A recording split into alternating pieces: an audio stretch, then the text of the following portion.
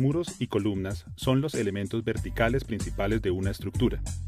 Sobre estos soportes se apoyan los elementos horizontales como las vigas y las placas. Estos elementos, lineales como los muros, o puntuales como las columnas, se encargan de transmitir las cargas a los elementos de cimentación. Adicionalmente, proporcionan rigidez y resistencia ante fuerzas horizontales como sismos y viento. La diferencia formal entre una columna y un muro radica en la proporción de largo y ancho en planta. Se habla de muros cuando la proporción entre sus dos dimensiones principales es mayor que 1:5.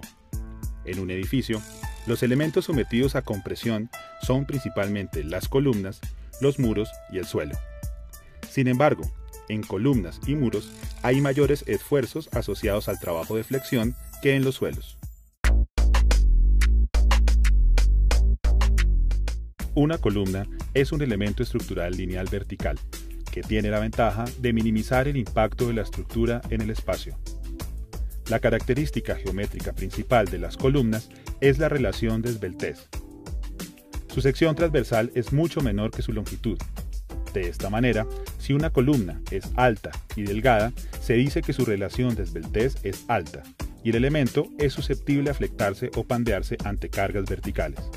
Por el contrario, si no es muy alta y su sección es ancha, la relación de esbeltez es baja, y en este caso, la columna es susceptible a fallar por aplastamiento. El pandeo es la deformación que se da cuando el elemento se flecta, perdiendo su estabilidad. Dada la tendencia de las columnas a pandearse por flexión, al igual que una viga, en términos de esfuerzo y deformación, se considera que están sometidas a esfuerzos de flexo-compresión.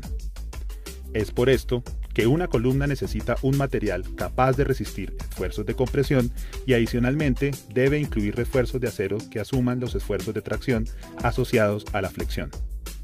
Adicionalmente, la flexión asociada al pandeo depende de las condiciones de apoyo de la columna. Cuando los apoyos tienen pocas restricciones, como cuando son simples o articulados, la altura efectiva de la columna se aumenta. En cambio, cuando existe mayor restricción como en los apoyos empotrados, hay un mayor control de la esbeltez y se reduce la altura efectiva de la columna. Existen diferentes clasificaciones para las columnas, por la geometría de su sección, de cajón, tubular, en I, rectangular, circular y en general cualquier polígono, por la disposición del material, en celosía, alveolar o maciza.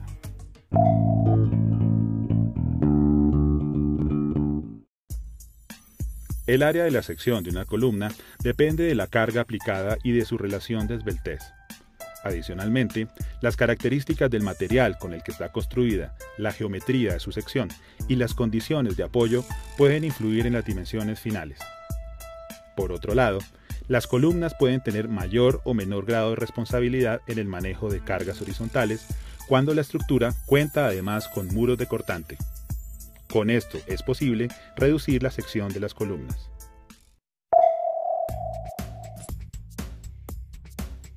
Paso 0. Lectura e interpretación de planos, cimbrada de la columna. Primero se revisan los planos estructurales generales del edificio y se verifican los ejes. Con esta información, se toman medidas y se trazan sobre la placa estas líneas guía con una cimbra de mineral rojo.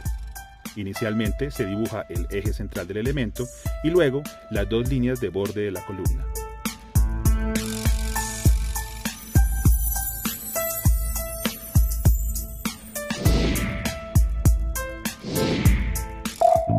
Paso 1. Armado de refuerzos.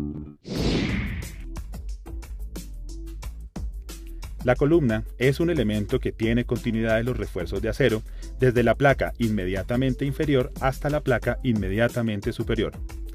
Esto garantiza el trabajo conjunto de los diferentes tramos de la columna. Debido a esta continuidad, existen algunas varillas empotradas en la placa inferior que determinan el arranque de la columna. A partir de estas varillas existentes, se insertan los estribos y ganchos entre las varillas. La torre grúa transporta los refuerzos longitudinales previamente figurados para este sitio específico. Esta columna, a simple vista, parece un muro o una pantalla. Sin embargo, está compuesta internamente por dos columnas cuadradas y un centro con menos densidad de refuerzos. En los planos de detalle se verifican las medidas entre los estribos.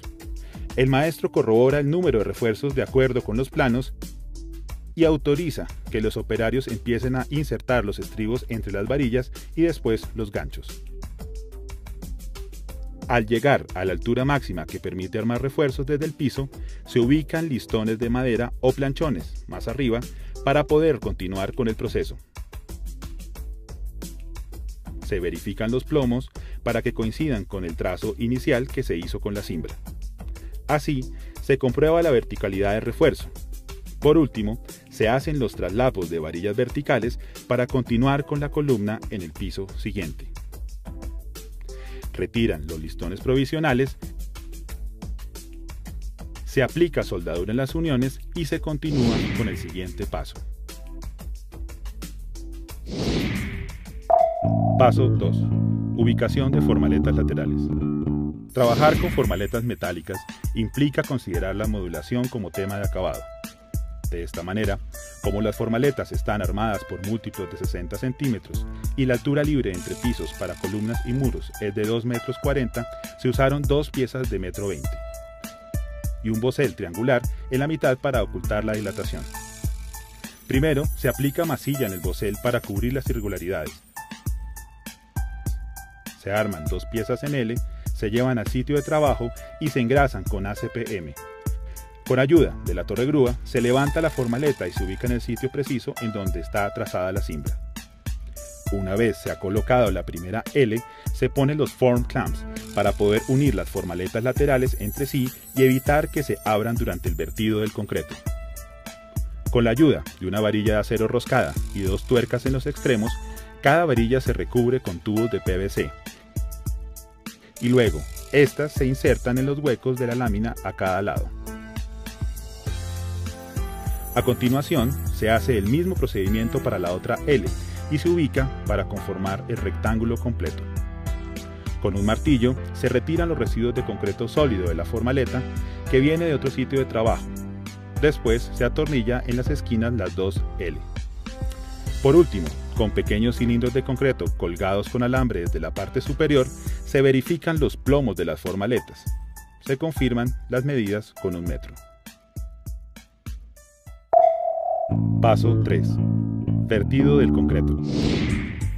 Para poder hacer esto, de nuevo se ubican provisionalmente listones de madera sobre las formaletas metálicas para poder trabajar en la parte superior de la columna. El concreto programado para la noche llega en una mezcladora que se parquea en la calle, en el primer piso. Se transporta en baldes con la torre grúa. Una vez se inicia el proceso de vertido, hay un operario que abajo empieza a martillar con un chapulín. Con la ayuda de una lámina metálica inclinada, el concreto cae y resbala hasta llenar la columna. Así se evita la disgregación que ocurriría si el concreto se lanza desde la parte superior de la formaleta. Simultáneamente, otro trabajador retira mecánicamente el aire del concreto con un vibrador. Paso 4. Retiro de formaletas.